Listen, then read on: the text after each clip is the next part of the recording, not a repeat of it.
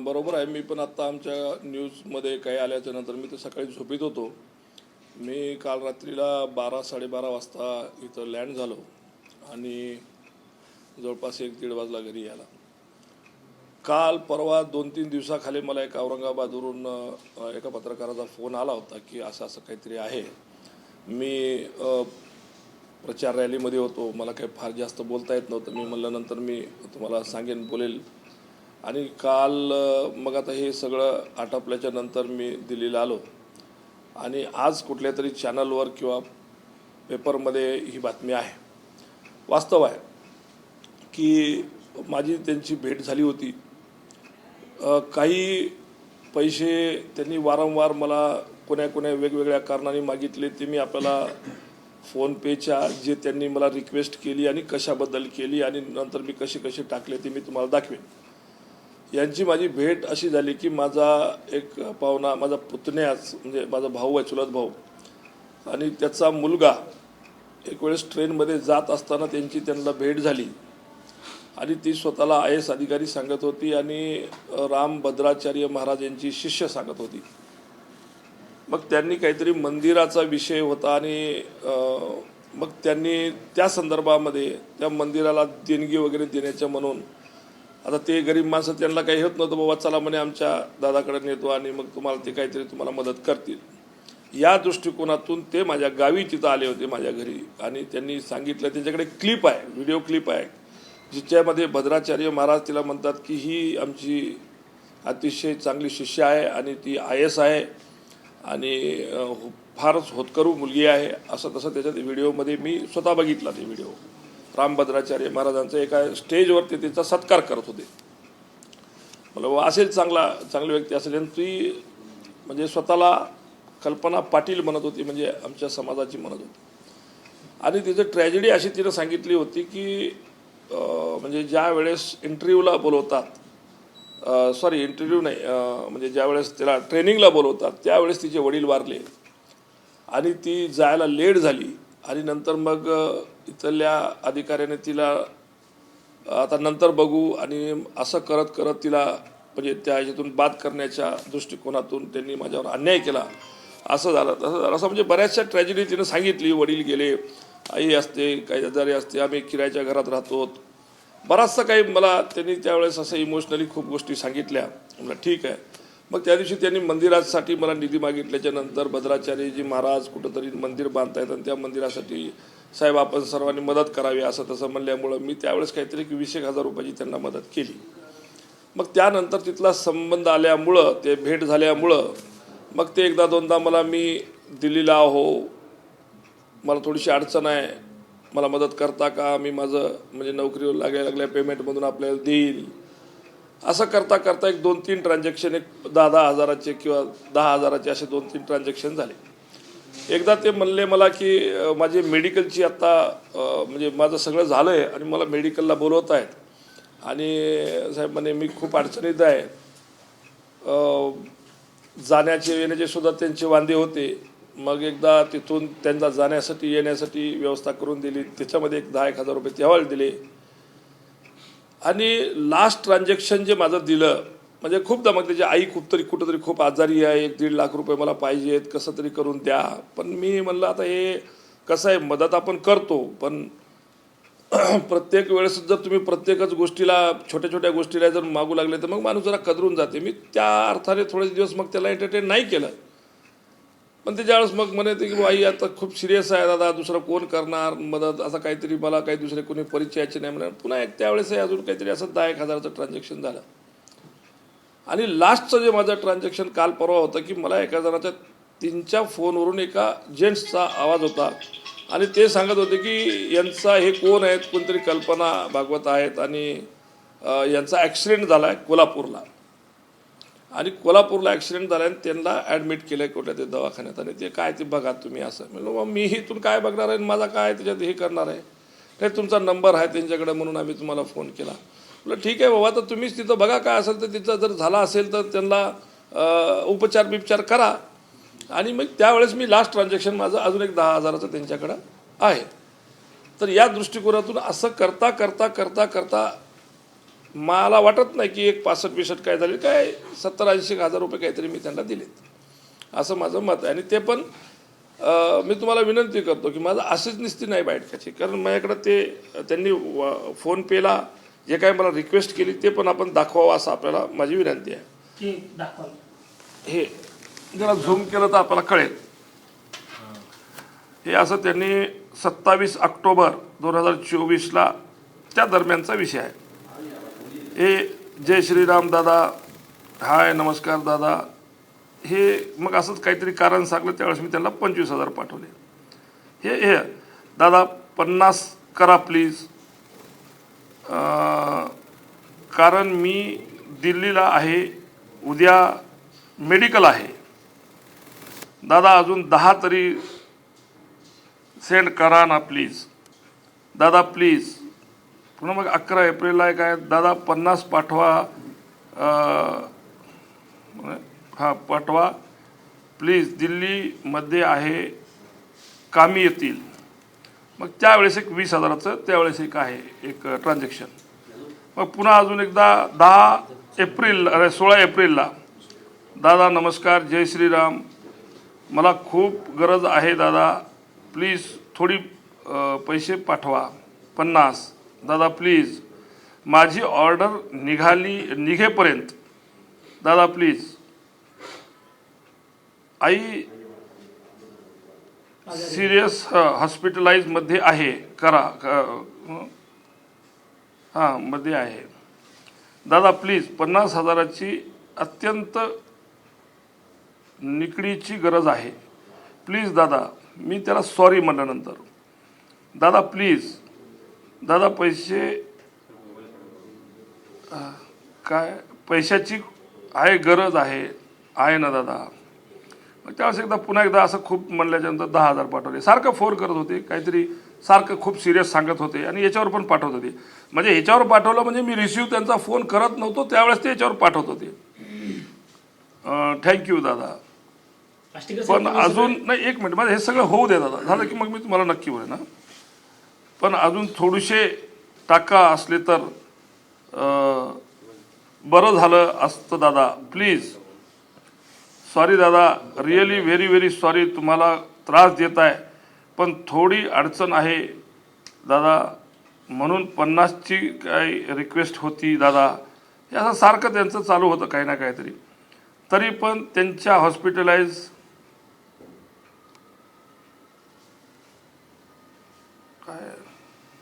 काय होते मला इकडून दिसत नाही आहे, हे काय दादा. तरी पण तुमच्या हिशोबाने हां बघा प्लीज, हां बघा प्लीज. दादा नमस्कार, दादा थोडं पेमेंट पाहिजे होतं प्लीज, हे 10,000 रुपये. पुन्हा दादा नमस्कार, दादा 47,000 रुपीजची गरज आहे प्लीज दादा प्लीज. हॅलो दादा, गुड मॉर्निंग दादा, दादा थोडं पेमेंटची गरज आहे प्लीज, हे 10,000. पुन्हा जय श्रीराम, दादा खूप इमर्जन्सी आली, दवाखान्यासाठी 2,37,000 रुपये हवे आहेत प्लीज दादा. मग आता हे कधी आहे, हे 28 तारखेला 29 तारखेला मला सारखा सातत्यानं फोन होता की माझी आई मरते आता, असं होते आता, तसं होते आता. पण मी तरी मी मला 29 सप्टेंबर 30 सप्टेंबर, दादा खूप इमर्जन्सी आली आहे, दवाखान्यामध्ये 2,37,000 आहेत दादा, दवाखान्यामध्ये नाही पण देत नाही, काय ते असं ते म्हणजे सारखं.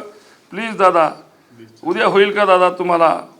जय श्रीराम दादा, दादा खूप इमर्जन्सी आली आहे. ते सारखं त्यांनी सातत्याने मला त्या पिरियडमध्ये घेपाटा घेतला की माझी आई फार सिरियस आहे, फार सिरियस आहे. मी तरी 22 ऑक्टोबरपासून पण त्यांना असं काही म्हणजे मी त्याला हे दिलं नाही. दादा तुम्हाला मेसेज करायले मी मला फक्त 1,67,000 तरी द्या, असं त्यांचं म्हणणं होतं. म्हणजे काय तिची आई ॲडमिट होती म्हणून. प्लीज दादा, म्हणजे सारखे त्यांचे मेसेज असे सारखे चालू होते 24 ऑक्टोबरपर्यंत. मी पुन्हा नंतर त्यांना काही एंटरटेन केलं नाही, कारण मला असं वाटू लागलं होतं की हे रोजचं गुऱ्हाळ चाललं आहे. मग हे लास्ट त्यांचा मेसेज आहे 24 ऑक्टोबरला, दादा करा ना प्लीज, खूप प्रॉब्लेम आहेत, असं त्यांनी तिथं मला सांगितलं. हे झालं. आणि याच्यानंतर दुसऱ्या माझ्या एका फोनवरून मी काल परवा म्हणजे जे लास्ट ट्रान्झॅक्शन आहे ते मी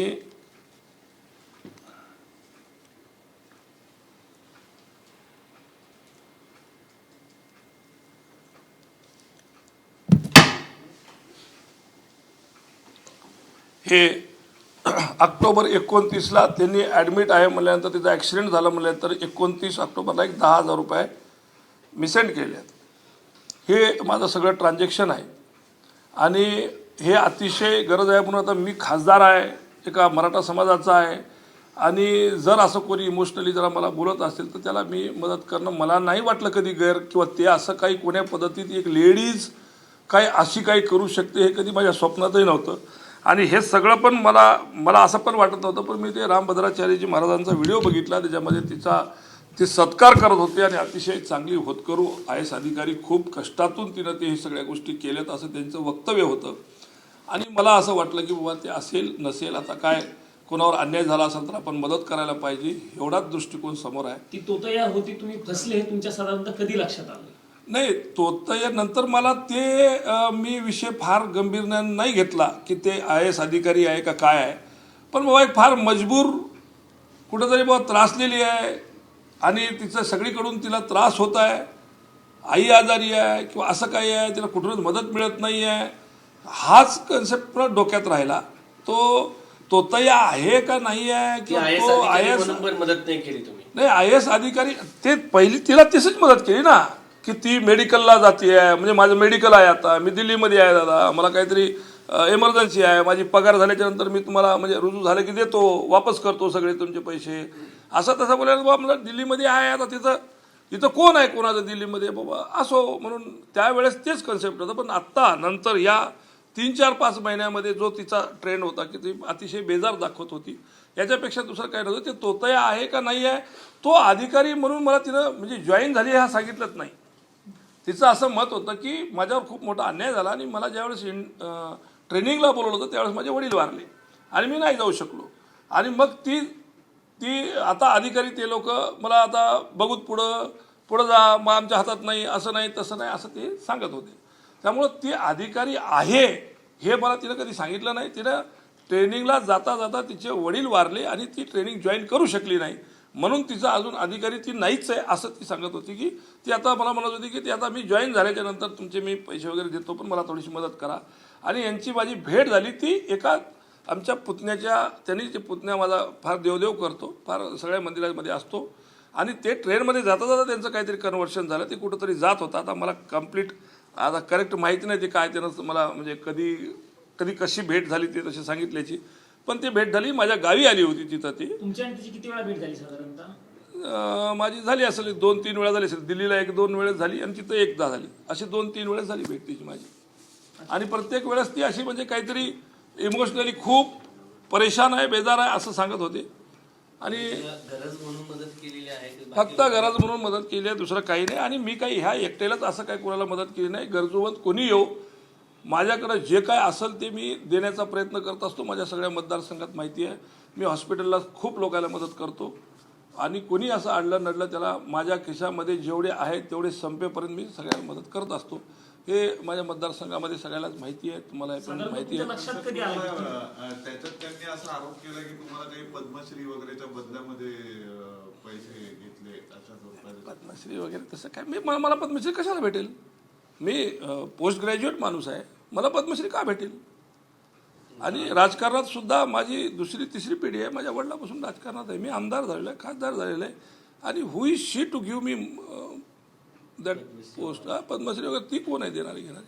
असं नाही आहे. एवढं तर आपण असं नाही करू शकत. नाही, फक्त एवढं आहे की आता ते काय नाही असं नाही, हे कोण म्हणलं तुम्हाला तसं ते म्हणलेलं नाही, कधी विषय सुद्धा नाही कोणापासून. कसं शक्य आहे कोणी एखादा ऐरा गैरा तिकडे त्यांनी काहीतरी तपासामध्ये असं दाखवलंय. आणि त्या महिलेची पाकिस्तान आणि अफगाणिस्तान सोबतही काही त्याचे बंधू वगैरे असल्याची माहिती पुढे आलेली आहे. तिथल्या एका अधिकाऱ्याच्या संपर्कात पाकिस्तान नाही, एका व्यक्तीच्या संपर्कात मला काय जाऊन आली अशी माहिती समोर नाही असेल, मला माहिती नाही. पण एक सांगू का, कधी म्हणजे तुम्ही किंवा आम्ही असा विचार सुद्धा करू शकणार नाही की ती ज्या पद्धतीची महिला आहे आणि तिचे कधी असे काही विषय वेगळे असतील असं कधीच वाटत नाही, कधीच वाटत नाही. एकदम म्हणजे दुनियाची बेजार असलेली बाई दिसते, ती मुलगी दिसते, जी काय तिची 35-40 वर्षाची महिला आहे ती. पण कंप्लीट असं तिला बघितल्यानंतरच कोणी पण म्हणेल की बाबा हे सतवलेली किंवा असं काही केलेली बाई आहे असं होतं. आणि त्यामुळं बाबा चला एक समाजाची आपली बाई आहे, फार त्रासलेली आहे, तर कधीतरी अशा गोष्टीची मदत केली. मी तुम्हाला त्याच्यासाठीच दाखवलं आहे की मदत कधी केली, किती वेळा त्यांनी विनंती केली आणि कोण्या कोण्या बेजारीसाठी केली. कधी हॉस्पिटलाइजमधून, कधी ॲक्सिडेंटमधून, कधी तिची आई आजारी आहे म्हणून, कधी तिला मेडिकलचं तिचं होतं आहे म्हणून, कधी तर दिल्लीमध्ये आहे म्हणून, कधी असं याच्यासाठी आपण मदत केलेली आहे. त्याच्या व्यतिरिक्त काही संबंध नाही. साधारणतः आता तिला ताब्यात घेतलेलं आहे पोलिसांकडनं आणि तिची चौकशी चालू आहे वेगवेगळ्या अँगलने. तुम्हाला काय पोलिसांकडनं विचारणा झाली का? नाही, मला अजून कुठलाही कोणाचाही तसा काही फोन झाला नाही. फक्त आपल्या पत्रकार मंडळीचाच एक दोघांचा फोन झाला ज्यावेळेस ते म्हणजे काय जे काही पुढं माहिती आली असेल त्या दृष्टिकोनातूनच मला फोन आला आहे. पण बाकीचं काय अजून मला कोणी काही म्हणलं नाही. आणि म्हणलं तरी पण माझ्याकडे ते सगळं जे काय आहे डाटा मी ते नक्की सबमिट करेल आणि त्यांना मी सहकार्य करेन. आपण ज्या व्यक्तीला मदत केली ती व्यक्ती अशी फ्रॉड आहे हे तुम्हाला साधारणतः कधी कळलं? नाही, ज्या वेळेस आता सातत्याने बा कसं असते, मदत तुम्ही एकदा दोनदा तीनदा आपण करतो. आता फार म्हणजे आपण आता असे इमर्जन्सीमध्ये कोणालाही मदत करतो, जे ज्याचा मला ओळख सुद्धा नसते किंवा काही नसते, कधीच भेटलो नसतो, असे सुद्धा मला खूप म्हणायचे की दादा आम्ही हॉस्पिटलमध्ये आहोत, 5,000 पाठवा दादा, काहीतरी करा, 2,000 तरी पाठवा, मेडिकलला आता मी इथं थांबलेलो आहो, माझ्याकडे पैसेच नाही आहेत. आता एवढ्या मोठ्या लोकसभेमध्ये जिथं 22 लाख मतदान आहे, आता अशा वेळेस माझं प्रत्येकाची तर मदत म्हणजे होऊ शकत नाही. पण जर कार्यकर्ता म्हणला की मग फलाना गावचा हो आणि मला असं असं झालंय, मला मदत लागते, तर देतोय, आपण करतोय आणि करत असतो आपण. बाबा चला कुणाचं तरी खरोखरच जर असलं तर आता फ्रॉड 90% धरा, पण 10% तरी खरं असलं आणि त्याला आपण जर वेळेवर मदत नाही करू शकलो आपल्याकडे असताना, तर मला असं वाटतं की ते काही योग्य होणार नाही. म्हणून आपण करतो. आणि कोणाला माहीत असते साहेब असं की असं काही होईल आणि काही एखादी महिला अशी कुठं तरी काहीतरी कुठं असेल नसेल हे काही कल्पना नसते.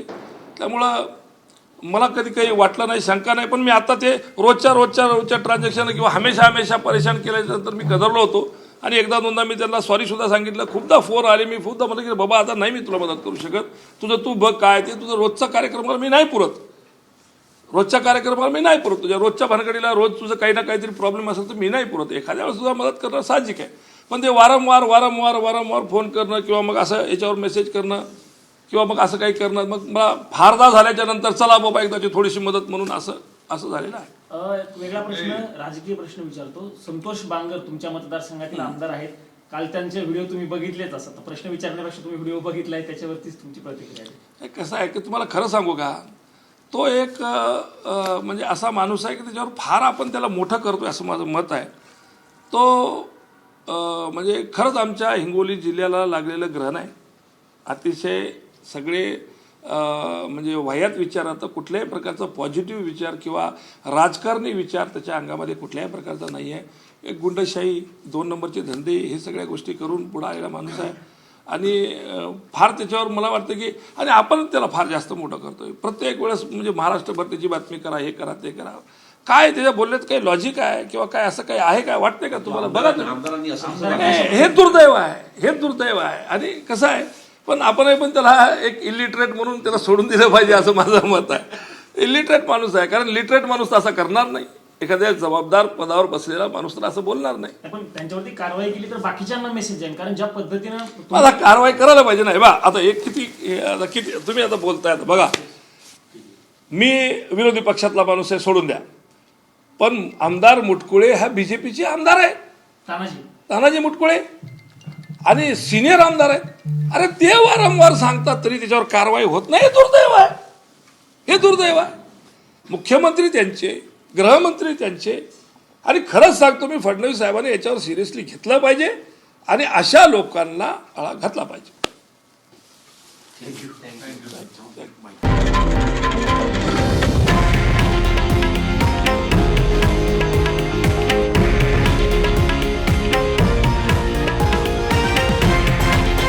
हे आहे देशातील नंबर 1 न्यूज नेटवर्क आणि आपण पाहत आहात TV9 मराठी, एकमेव.